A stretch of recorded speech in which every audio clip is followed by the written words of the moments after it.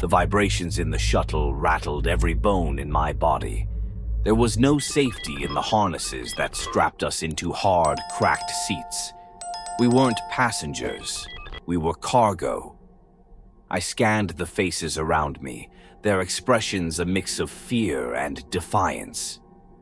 Maya sat across from me, her dark eyes fixed on the small viewport to her left, where the alien planet loomed larger with every passing second. Her hand drifted to her jaw, an old habit, I realized, tracing the scar that jagged across her face. The other exiles looked no better, faces pale under the sickly fluorescent lights. No one spoke. What was there to say? We were cast-offs, exiled from Earth, disposable. A shrill alarm cut through the cabin, a robotic voice following it. Atmospheric entry in 30 seconds. Secure restraints. The shuttle groaned like it was on the verge of coming apart. A bead of sweat slid down my temple as I gripped the armrests, bracing for impact. The planet below, shades of orange and black, swirled into view. Even from here, it looked hostile. When the engines roared one final time and the landing gear struck solid ground, the force slammed me forward in my seat. For a moment, all was still except for the sound of labored breathing and the groan of cooling metal. The silence didn't last. "Unbuckle," Maya barked, already pulling at her restraints. Her voice was sharp, commanding, cutting through the fog of shock. "Move, now." The rest of us followed, hesitating only long enough to glance at the reinforced hatch that had started to hiss open. Outside, the air shimmered with heat waves, though it wasn't hot in the way you'd expect. It was thick, cloying, almost alive, and it carried a faint metallic tang. The sun, or rather suns, hung low in the horizon, casting an orange glow over jagged black spires that jutted from the landscape like the broken bones of some colossal creature. A loud clang made me jump. The shuttle's hatch sealed behind us without warning. The lights on its exterior flickered once, then died. It was gone, leaving nothing but a smear of scorched ground in its wake. Whatever chance we had of turning back had just disappeared. "What now?" someone muttered. It was Anders, a man built like a brick wall but with the nervous energy of a cornered animal. He wiped sweat from his shaved head and looked to the rest of us like we had answers. Maya stepped forward, scanning the horizon. "We move. Stick together." "No," Anders snapped. "We wait. They'll send someone." A sound stopped him mid-sentence. It wasn't a noise that belonged to a machine or anything natural I'd ever heard. A low keening, distant but rising in intensity, drifted toward us from the spires. It wasn't just a sound. It was a feeling. It settled in my chest, deep and invasive, vibrating through my ribs. Maya drew closer to me, her scarred face twisted in a grimace. "That's not the wind." The ground trembled beneath us, faint at first, then violent enough to send cracks spidering through the ashen soil. "Go," Maya shouted, pointing toward what looked like a cluster of low caves in the distance. We bolted as a group, no hesitation now. The keening grew louder, transforming into an ear-splitting screech that seemed to come from everywhere at once. A shadow passed over us, moving impossibly fast. I turned my head just in time to see the creature break from the nearest spire. It was massive, at least twice the size of a man, with a body that gleamed like blackened glass. Its limbs were long and segmented, bending in ways that made my stomach turn. Each movement was unnervingly fluid, as though it was more liquid than solid. The first attack was almost silent. A long, barbed tongue shot out from the creature's maw, moving faster than I could track. Anders didn't even have time to scream. 1 second he was there, the next his body was a lifeless heap being dragged toward the spire. Blood stained the sand where he'd stood, bright and wet. "Don't stop." Maya's voice brought me back to my senses. We ran harder, legs burning, lungs heaving. The screeches multiplied. Shadows danced across the ground as more creatures emerged, their sleek forms weaving through the spires with terrifying precision. Another scream ripped through the group, this time a woman whose name I didn't know. I couldn't bring myself to look back. All I heard was the wet crunch of something breaking, and then the awful silence that followed. The caves loomed closer now, their dark mouths promising temporary safety. Maya reached them first, spinning around to usher the rest of us inside. "Move, move, move," she yelled, her voice raw. I dove through the entrance just as another shadow swept overhead. Inside, the air was cooler but no less oppressive. We collapsed against the jagged walls, panting, ears straining for the sounds of pursuit. Outside, the screeches grew distant, then faded entirely. I didn't feel relief. Not yet. Maya stood at the entrance, her hand gripping a broken shard of metal she'd grabbed somewhere along the way. Her chest heaved, but her eyes were sharp. Head count: 7, including me. There had been 12 when we landed. I stared at the others, their faces pale and haunted, the flickering light from the bioluminescent veins in the cave walls painting them in ghostly hues. The reality hit me hard and fast. Whatever this place was, it wasn't just a prison. It was a hunting ground.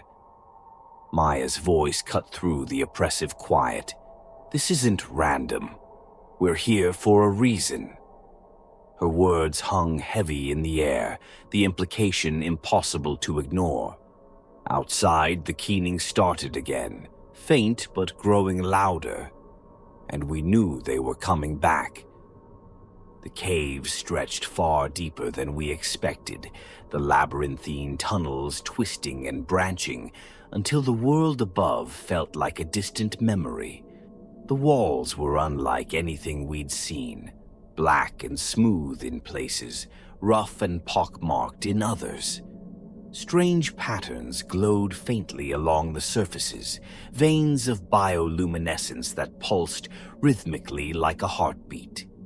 The hum we'd felt outside was louder here, resonating through the rock, as if the very ground was alive. Maya led the way, clutching her makeshift weapon like a lifeline. The rest of us trailed behind, the uneven ground forcing us to move single file. No one spoke. The only sounds were our ragged breaths and the faint squelching noises emanating from deeper within the tunnels. It didn't take long to realize the caves weren't natural. They were too precise, the curves and angles too deliberate. The bioluminescent veins weren't just light. They moved, pulsating in waves that seemed to respond to our presence. I ran my fingers along one, flinching at the slight warmth it gave off. "This isn't just a cave," Maya muttered, her voice low but sharp. "It's alive." "Alive?" Sam asked, his voice trembling. He was the quietest of us, a wiry man with wide eyes that darted nervously at every sound. "You mean, like an organism?" "I mean alive," Maya repeated, cutting him off. "Keep moving." We pressed on, the tunnels narrowing in places until we had to stoop to continue. My skin crawled every time I brushed against the walls, which seemed to quiver slightly at contact. It wasn't long before we stumbled upon the first signs of the Hive. The chamber opened suddenly, its ceiling rising high enough that the faint glow of the walls barely reached the top. Organic structures jutted from the ground and walls, resembling massive pulsating pods. They were semi-transparent, their contents shifting and writhing as though something inside was trying to escape. A faint, wet, squelching sound accompanied the movement, punctuated by occasional thuds from within. "Don't touch them," Maya warned, though no one needed the reminder. We moved cautiously through the chamber, trying to avoid the pods. The air was thick and damp, carrying a sickly sweet odor that clung to the back of my throat. As we passed one of the larger pods, I caught a glimpse of its contents. My stomach churned. Inside was a human, or something that had once been human. Its body was grotesquely distorted, limbs stretched at unnatural angles, and skin stretched thin over bulging, unnatural growths. Its mouth opened and closed soundlessly, its eyes glassy and unfocused. I couldn't tell if it was alive or dead. I wasn't sure which would be worse. Sam saw it too, his face turning a sickly shade of green. "What the hell are they doing to us?" "They're experimenting," Maya said grimly. "And we're next if we don't get out of here." We hurried through the chamber, the wet, organic noises growing louder as we moved deeper into the hive. The walls were changing now, becoming more organic, more alive. Tendrils of fleshy material hung from the ceiling, swaying gently in a rhythm that matched the pulsating veins. The floor squelched underfoot, each step leaving a faint indentation that oozed shut behind us. It was Sam who found the remains. He tripped over something buried in the organic muck, falling hard and scrambling back with a panicked yell. We gathered around to see what had stopped him. Bones. Human bones, stripped clean and arranged in a grotesque pattern. Skulls stared up at us, their sockets empty but somehow accusatory. The ribs and spines had been meticulously laid out, forming a twisted spiral that led deeper into the chamber. This is wrong," Sam whispered, his voice trembling. "This isn't just survival. They're studying us," Maya interrupted, her face pale but resolute. She knelt by the bones, her eyes scanning the patterns. "This isn't random. They're trying to learn something about us, about our biology." I looked around, my gaze landing on the far end of the chamber, where another tunnel led deeper into the hive. The glow was brighter there, the pulsating veins more erratic. "What do we do?" I asked, my voice hoarse. Maya stood, gripping her weapon tightly. "We keep moving. We need to know what we're dealing with." The next chamber was worse. At first it looked empty, just another cavern with the same pulsating walls and glowing veins. Then we heard the sound, a faint clicking like nails tapping against glass. It came from above. We looked up. Pods, dozens of them, hung from the ceiling like grotesque chandeliers. Unlike the ones we'd seen before, these were smaller, more contained, and they were filled.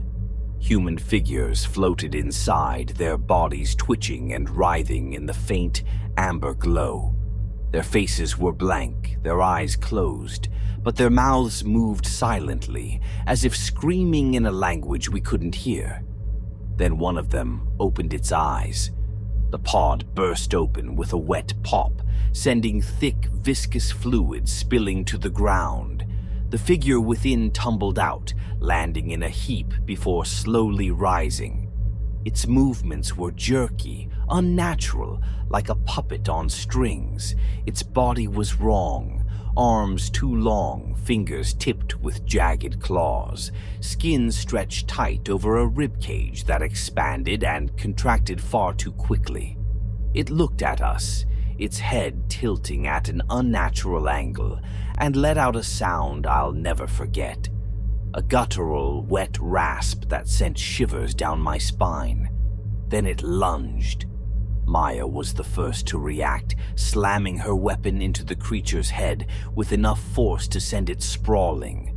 But it didn't stay down. It twitched violently, its limbs bending in ways they shouldn't, and then it was up again, faster than before. Sam screamed as it tackled him, claws tearing into his chest. Blood sprayed across the chamber, the smell of copper thick in the air. Maya and I attacked together, beating the creature back with whatever we had. It took far too long to go down, its body twitching and writhing even after it stopped moving. Sam was gone. "We need to leave," I said, my voice shaking. "Now!" Maya nodded, her jaw set in grim determination. "We'll find the heart of this place," she said, "and we'll destroy it." Her words gave me no comfort. As we moved deeper into the hive, I couldn't shake the feeling that whatever was at its center, it already knew we were coming. The hive's tunnels seemed to close in on us the deeper we went, the walls pulsing with a life of their own. The air grew thicker, almost suffocating, carrying a nauseating mix of metallic and organic odors. Each step felt heavier, as though the ground was trying to pull us down. What remained of our group was silent, the horror of what we'd seen in the pods pressing on us like a weight we couldn't lift. But the worst was yet to come. It started with Kieran.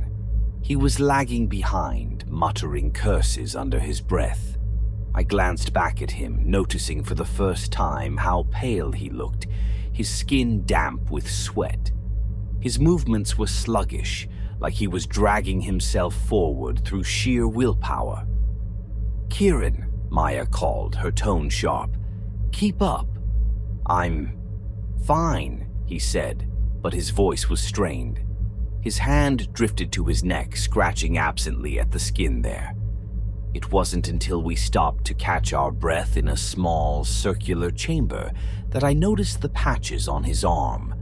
They were discolored, grayish-green with a faint shimmer that caught the light. At first, I thought it was just dirt or some residue from the hive.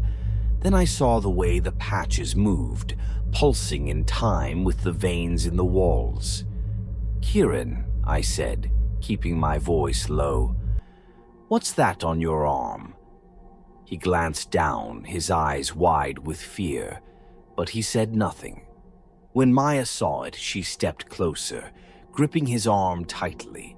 The skin beneath her hand was warm, too warm. "What the hell is this?" she demanded, her voice barely above a whisper. "I don't know," Kieran said, his voice trembling. "It started back in the pod chamber. I thought it was just a rash or something." Before Maya could respond, he doubled over with a sudden gasp, clutching his stomach. His breath came in ragged bursts, his body convulsing as he collapsed to the ground. We rushed to him, but there was nothing we could do. Kieran's skin began to stretch, the patches spreading across his body. His muscles rippled unnaturally beneath the surface, as though something inside him was trying to break free. The sound of his bones shifting echoed through the chamber, a sickening series of cracks and pops that made my stomach turn. "Help me," he screamed, his voice raw and guttural. His eyes met mine, wide with terror, but before I could move, he let out a blood-curdling howl, his jaw unhinged, elongating as rows of jagged teeth pushed through his gums. His fingers twisted and stretched into claws, the nails blackened and sharp. "Kieran, stop!" Maya shouted, but he was beyond hearing. The transformation was complete in seconds. What had once been Kieran was now a grotesque amalgamation of human and alien features. His translucent skin revealed veins that pulsed with an unnatural glow, and his limbs bent at angles that defied anatomy. He turned his gaze on us, his black, reflective eyes devoid of humanity. And then he attacked. Maya reacted first, swinging her makeshift weapon at Kieran with all her strength. The jagged metal struck his shoulder, tearing through the translucent skin, but he barely flinched. He lunged at her, claws raking the air. She dodged, but the movement left her off balance. I grabbed a rock from the ground and hurled it at him, hitting him square in the side of the head. It was enough to distract him, giving Maya the opening she needed. She drove her weapon into his chest, twisting it until he collapsed with a shuddering gasp. For a moment, there was silence. Then Kieran's body began to twitch, his limbs spasming as though trying to reanimate.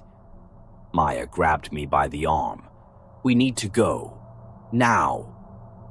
We left his body behind, but the tension in the air was suffocating. No one spoke, but we were all thinking the same thing. Was Kieran the first? Or just the beginning? It didn't take long to find out. The next to fall was a woman named Elena. She'd been quiet since the start, her fear so palpable it seemed to radiate from her like heat. When the first signs appeared, small patches of discoloration along her neck, she tried to hide them, pulling her collar up and avoiding our eyes. But the Hive didn't care about secrecy. Her screams echoed through the tunnels as her body betrayed her, the transformation taking her as violently as it had taken Kieran. By the time it was over, what remained of Elena was no longer human. She didn't attack us like Kieran had. Instead, she turned and disappeared into the darkness, her new body moving with a strange, insect-like grace. It was Sam who broke the silence. "What's happening to us?"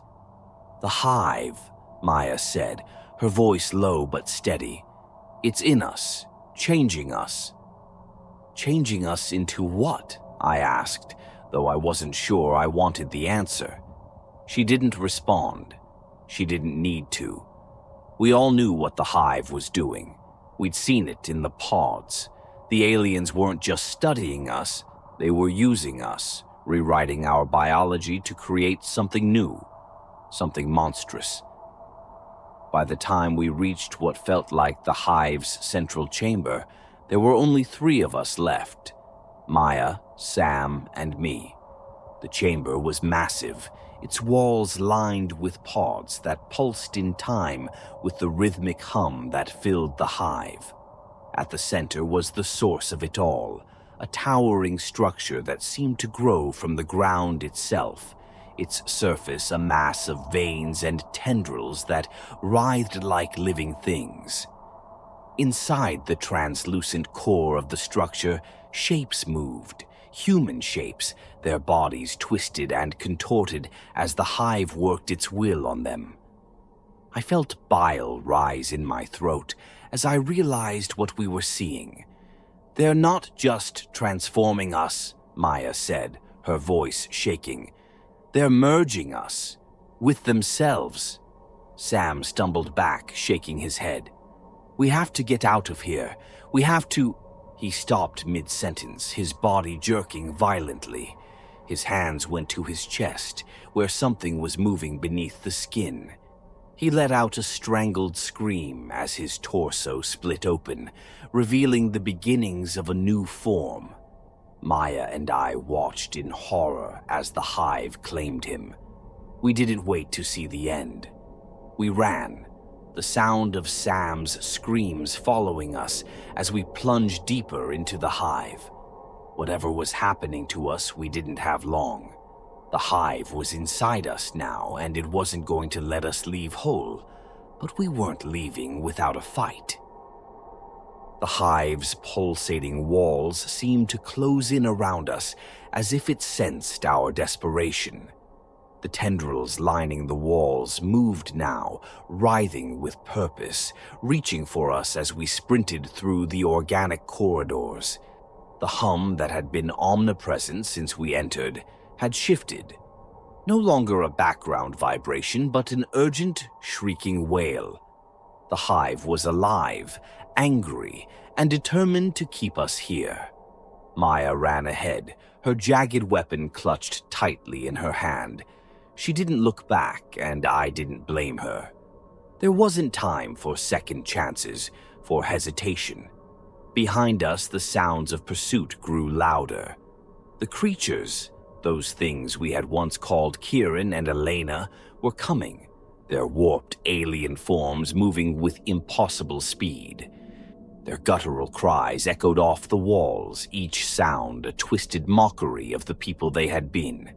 We turned a corner and came face to face with the central chamber again, its grotesque heart looming before us. The structure was even larger up close, its surface undulating with the movements of the figures trapped inside. The translucent walls of the pods revealed half-formed monstrosities, limbs fused together, faces twisted in eternal agony. They were experiments gone wrong, abandoned by the Hive, yet still alive in some terrible way. "This is it," Maya said, her voice steady despite the horror surrounding us. "We destroy this. We destroy everything." "How?" I asked, my voice cracking under the weight of the moment. "We don't have weapons. We don't even know if it can be destroyed." Maya turned to me, her dark eyes fierce. "It can. Everything can. We just need to find the core." Her confidence gave me strength, though I didn't know if I believed her. The Hive felt invincible, its alien logic too vast and incomprehensible to be undone by two broken, desperate humans. But there was no other choice. We had to try. We approached the structure cautiously, the air around it thick and oppressive, vibrating with power. The tendrils that lined the walls converged here, weaving in and out of the organic mass as though feeding it.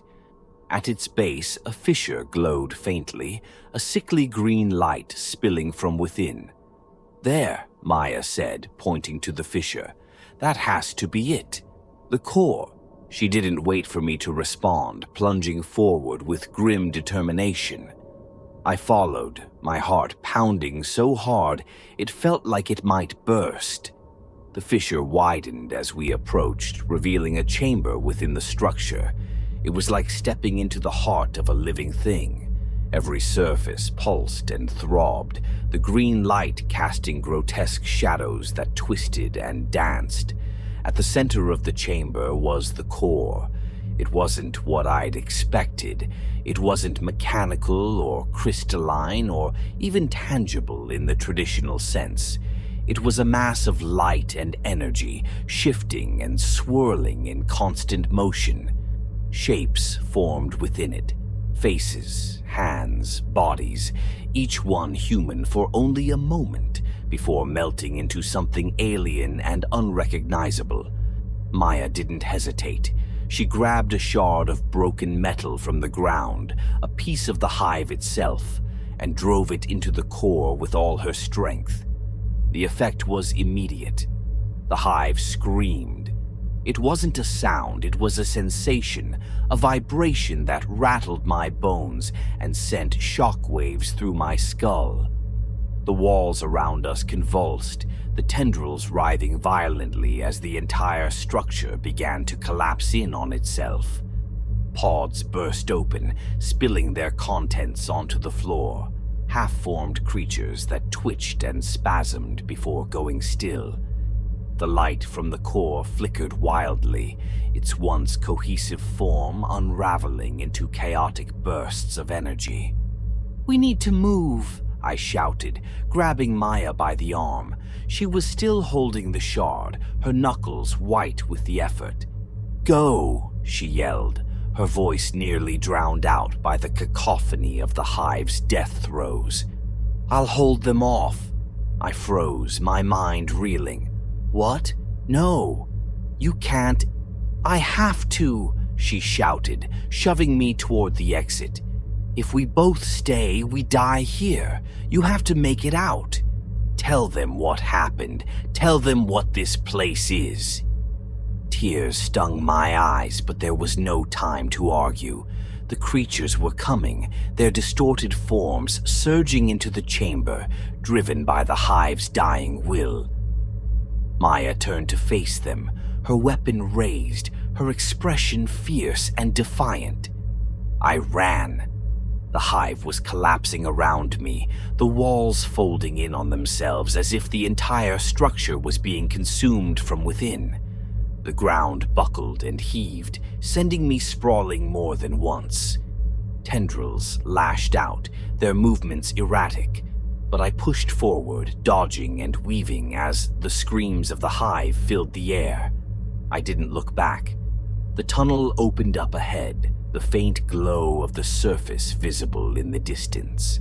My lungs burned, my legs felt like lead, but I kept moving, the thought of Maya's sacrifice driving me forward.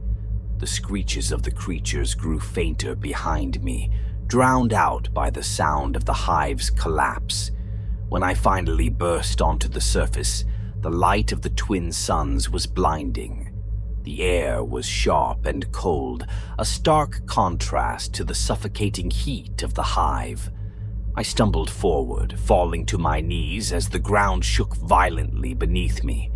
I turned to look back just as the Hive erupted, a massive plume of green energy shooting into the sky. The spires that had once pierced the horizon crumbled, their forms disintegrating into ash. And then, silence. I don't know how long I sat there, staring at the ruins of the Hive.